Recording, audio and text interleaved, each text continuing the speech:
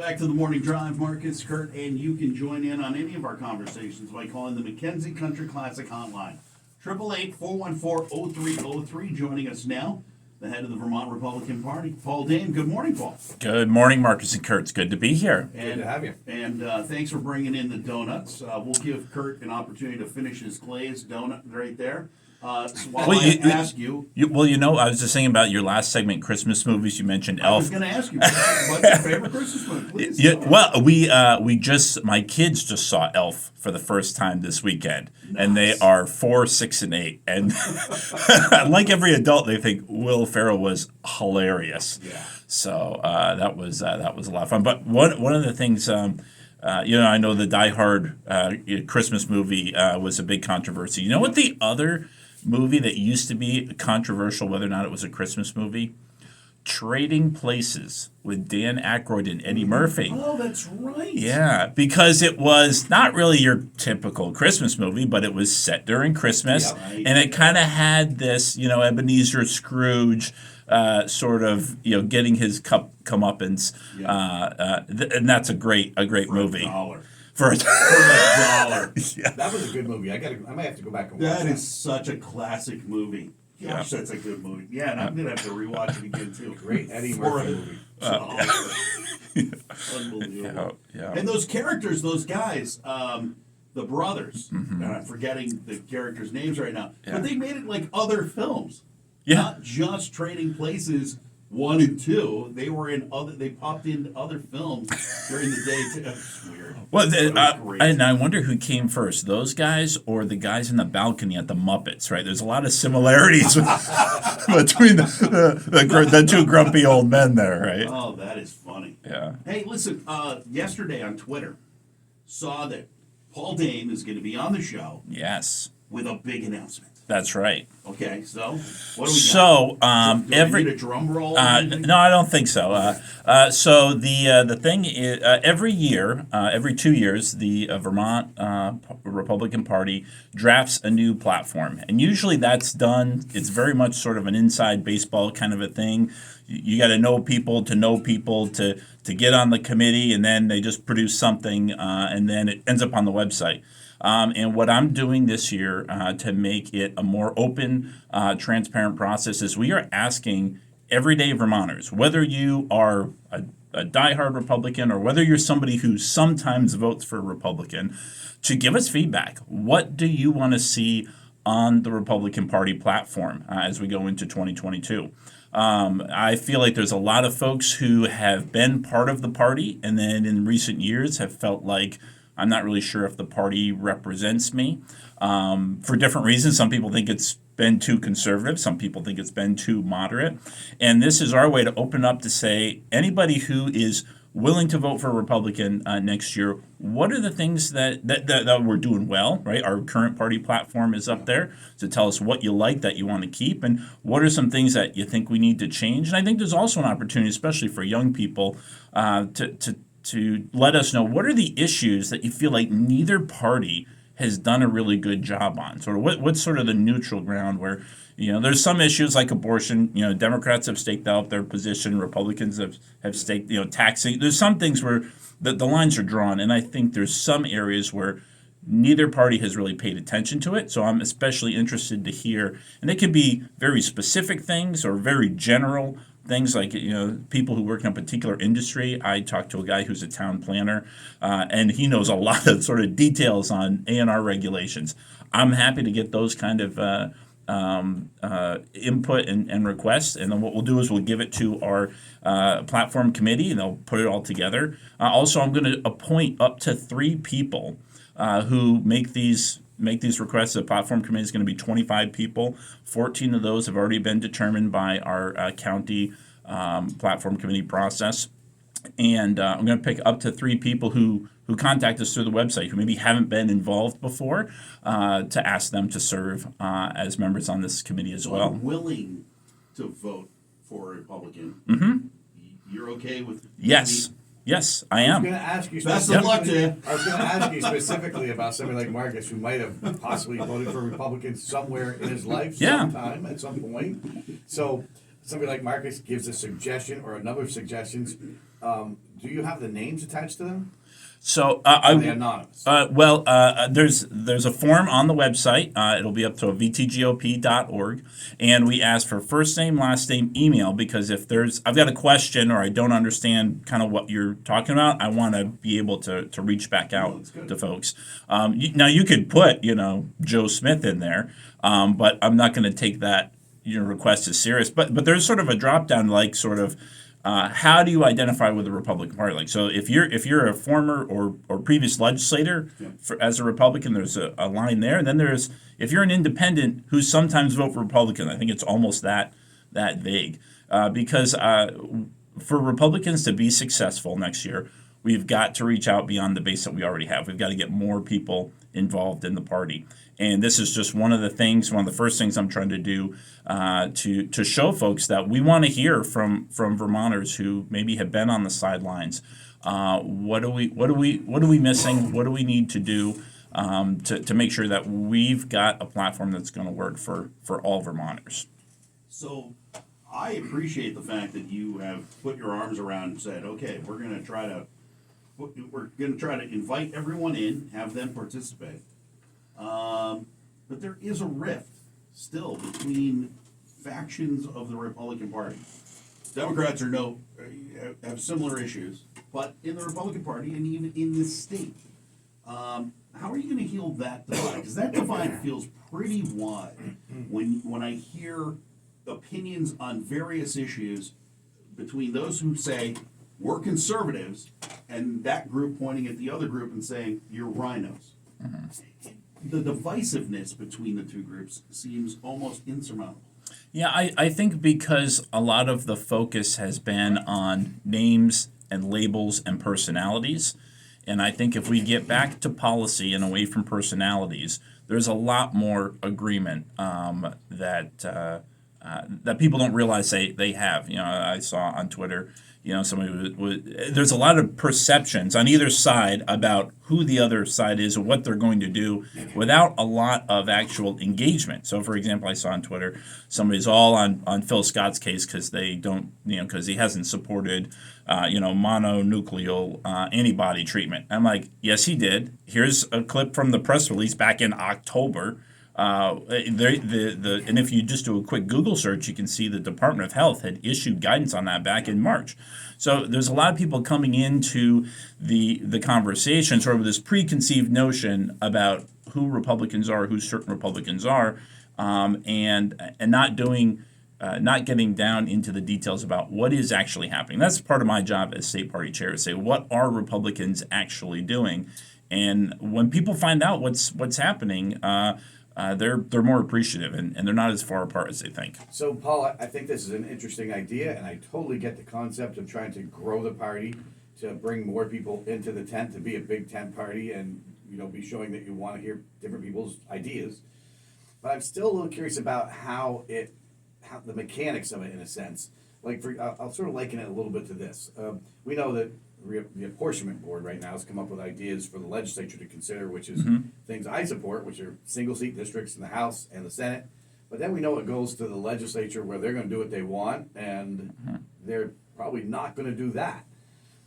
When you get all these things, all these suggestions and ideas together, and then they go to your committee, isn't the committee still going to kind of then do what they want to do? In other words, if they see a whole bunch of ideas from Marcus, aren't they going to say, okay, he wants us to support single-payer health care or whatever, we're going to throw that out? I mean, how's that going to work mechanically? Yeah, I mean, there are still safeguards. It's still going to be Republicans at the end of the day who are making those decisions. But one of the things that I'm trying to do with this is take some of the best ideas that come in and get the people who suggested those ideas that I think are in line with sort of our current platform are things that most Republicans would support, and put them on the committee to fight for those ideas, because I think it's going to require folks hearing that perspective from another person who says, I'm a Republican, right? If you're in Vermont and you're willing to call yourself a Republican,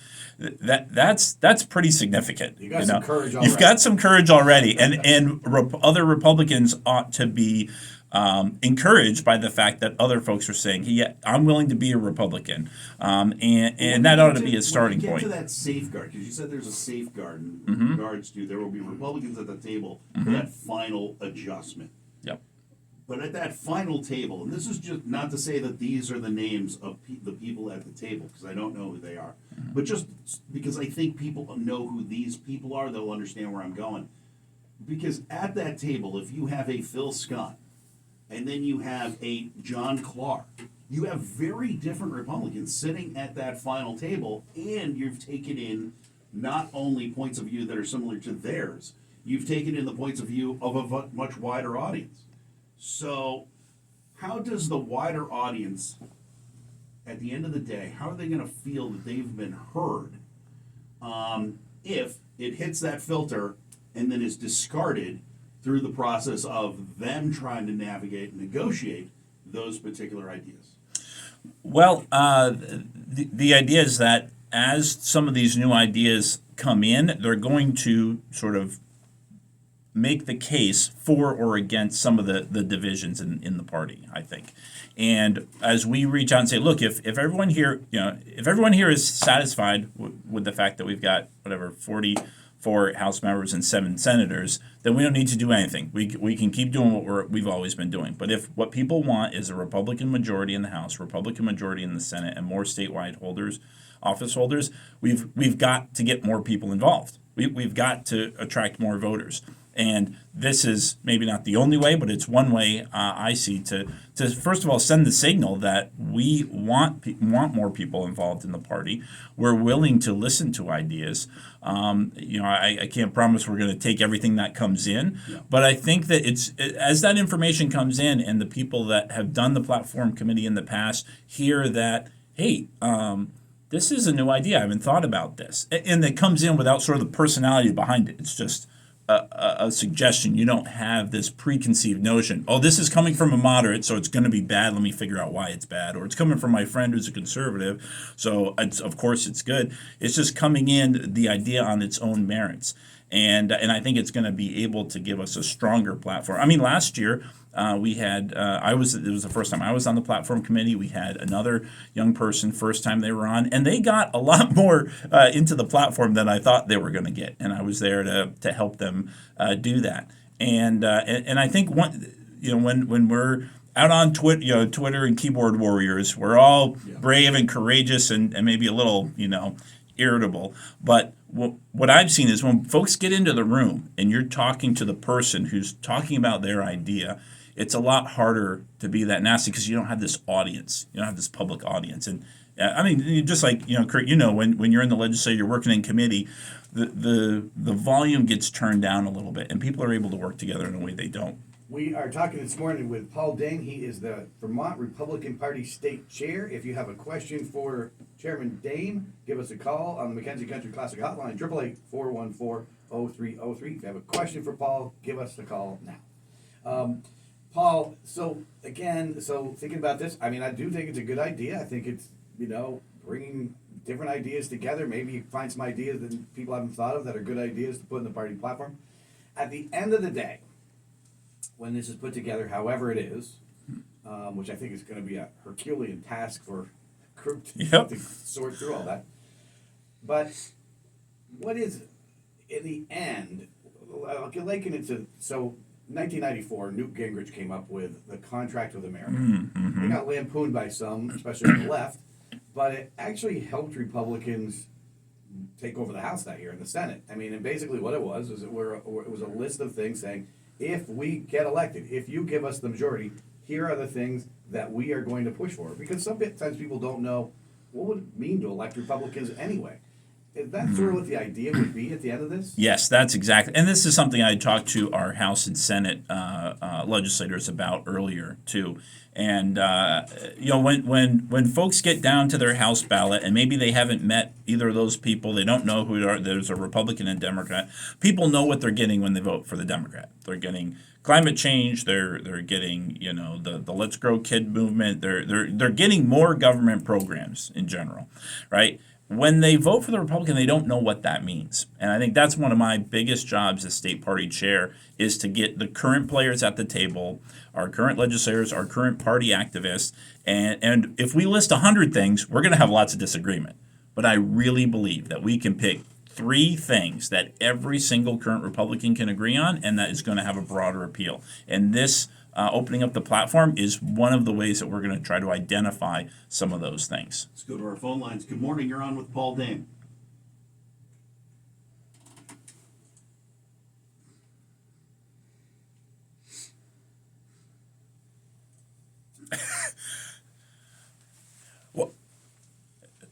We still have a couple hats and bumper stickers left, and if you order them today, we can get them to you by Christmas. Okay, VTGOP.org.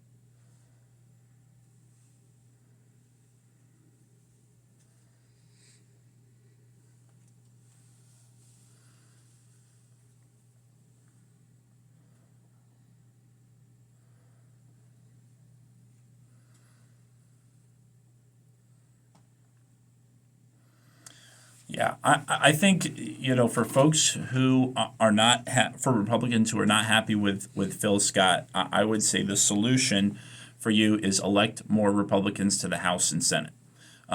Phil Scott has to play the cards that he's been given, and he's been given a nearly 2/3 Democratic majority. And if people want to see, Governor Scott. You got to give him credit. He's vetoed a lot of stuff. He's issued more vetoes than any governor in Vermont history, and I think that's something conservatives or people who don't like Phil Scott don't really give him enough credit for. But the solution is to give him a more Republican legislature, or at least more centrist moderate, that doesn't throw some of this crazy stuff at him. And I think you're going to see Governor Scott improve. Are you saying he would change his message if that were the case, or do you think he would still remain the person he is, speaking the way he is, regardless? Because I personally think Phil would remain the same. So I get where you're going, but it sounds like from your angle that if more Republicans in there, he would actually change his tone. He may not change his tone, but you're going to see the kinds of legislations that are presented to him are going to change drastically. Paul, let me ask you this, in sort of in relation to what the caller asked a little bit. When I first got involved with the party, Brian Cosgrove was chair, and I've seen Jim Barnett as chair, and others who back then they worked really closely with the administrative branch, and when it was a Republican governor, when it was Jim Douglas or whatever, and they worked very closely in the legislature. You always saw them in the Capitol talking to Republican leadership, et cetera, et cetera. We haven't seen that for a while. I'm not putting that all on Deb Bilodeau, because I haven't seen it for a while. Mm-hmm. Have you had a conversation with Governor Scott since you got elected chair, and where's that going? Well, I've been in close contact with Jason Malucci. Jason is the governor's representative on the executive committee, and he has been to. He was at the last executive committee meeting that we had. I mean, I understand the governor's got a busy job under normal circumstances with everything he's dealing with COVID. I know that he's got bigger fish to fry than talking to me in the moment with this surge that we have. But I am interested in reaching out and sitting down with the governor, maybe when things kind of slow down a little bit. I do plan to be in the state house more. I was there as a state rep, so it's a place I'm comfortable with. We've had some good meetings with legislators back in September to talk a little bit about what the plan is moving forward and how we can bring the legislators and the party together as well. Were you concerned that right out of the gate, I mean, the caller just mentioned the Let's Go Brandon rally, which you talked about on the show. Governor Scott clearly was not happy with that. Yeah, well, the governor and I have different jobs. The governor has to govern, and I have to build the party. And we're not always going to see eye to eye, but I still respect the governor. We still had a fantastic event. I mean, we had over 200 people that came out in the cold November rain on the first day of deer season with 6 days' notice. So I still think it was a successful event, and we brought in a lot of people who were not typical Republicans. And do you still think that one of the parts of your job as committee state party chair is to try to bridge that gap between some people who are not fans of the governor, and including some in the party who want to, frankly, want to run the governor out of the party, which I think is a terrible mistaken message. But do you think that part of your job is to try to bridge that divide? Yeah. We've got to find the common ground, right? I don't know if I can get everybody to agree to the same things, to the same position on everything. But we got to find the places where I think there is agreement that we just aren't talking about. We want to talk about the divisive stuff, and there's a lot more that we have in common. Let's see if we can squeeze in one more call. Good morning, you're on the morning drive. Good morning, you're on the morning drive. Go ahead.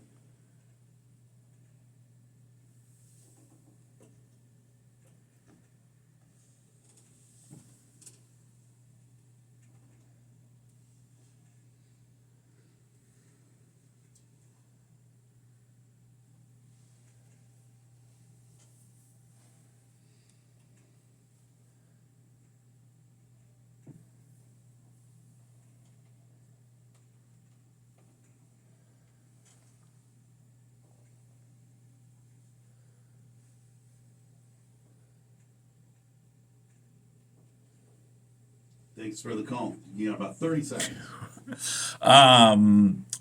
Practice. We're gonna have to do it in smaller scale, smaller doses leading up to that. All right, Paul Dame, chair of the Vermont Republican Party. Thank you so much for coming in today. Thank you guys so much for having me, Happy holidays and Merry Christmas to you and your family. and to you as well. All right, well, that's it for this edition of the Morning Drive. We'll be back.